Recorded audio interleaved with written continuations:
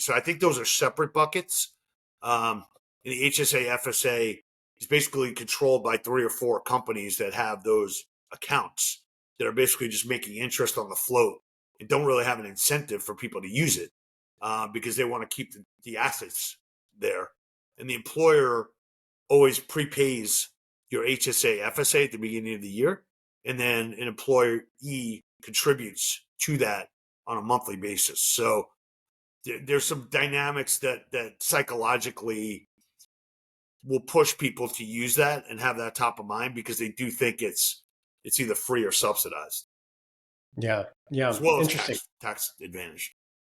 Yeah, and I guess I didn't. I haven't really recognized yet that you can buy, like you're talking about, the products like the recovery, workout recovery and things like that through HSA, FSA. I mean, I know it's. I think, like, I don't have one. I'm self-employed, like you are, Yeah, same. right? I don't have an HSA, but my wife works for a company and she has one, and I've been able to use it to pay for dental stuff, right? Like things like that, which seems so obvious, but you could actually get into products, right? Not just services or Exactly.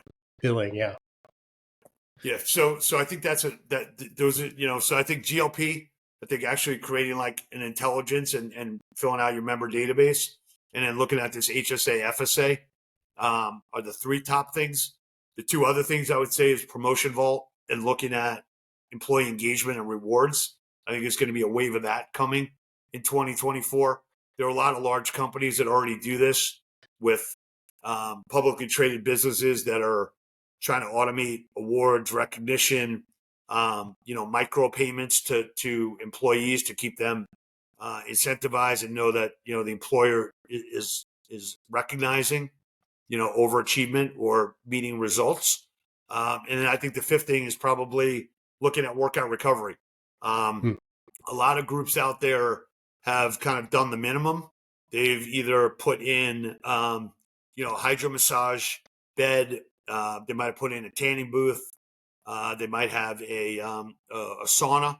But I think the only way for health club operators and boutique fitness operators, if you have a laundry service that you're doing inside of your studio, like an industrial laundry service, do the math and figure out if that's really a good use of like 600 square feet. Because you can rent towels and get those delivered on a distribution system, and you can actually turn that into a revenue generating 600 square feet. If you're a cycling studio, there's no reason why you don't have Normatec um, compression boots, right? Because people that do cycling avidly, like they need lymphatic drainage, and once you do that, have you done that before? No, Oh yeah. Normatec Yep. boots.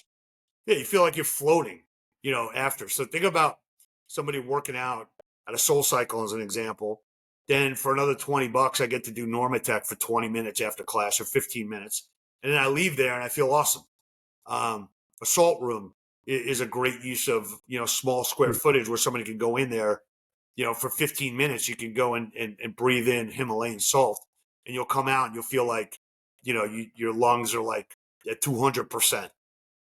You can do that before and after a workout.